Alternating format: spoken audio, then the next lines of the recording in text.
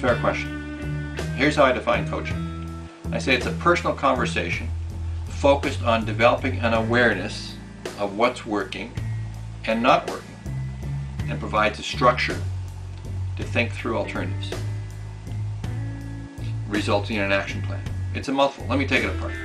I say it's a personal conversation. In other words, if it's not of interest to the sales rep, then it's not a real coaching conversation. They got their own family, they can yell at them. Yeah, they don't need you to do it.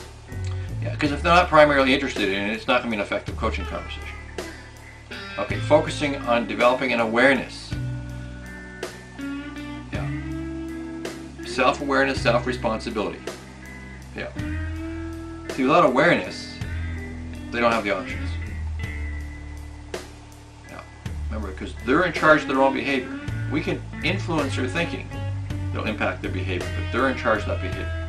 So coaching's that focusing on developing an awareness of both what's working and what's not working. We need to know what's working so they can do it more often, and maybe do a little bit better. We need to know what's not working so they decide not to do it, or not to do it as poorly, or not to do it as often next time. Yeah.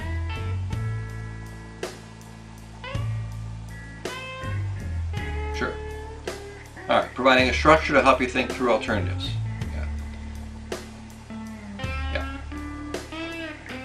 Now that we know what happened, yeah, and the effect of what happened, that is, did it help or hinder, then we get to our options. Yeah. Good. Yeah. And as important as options are, right, we know it's not enough. Yeah. It needs to result in an action plan. In other words, in a similar situation, knowing what we know now, what action would they take? What would they repeat? What would they do differently? What would they leave out? Yeah. Yeah.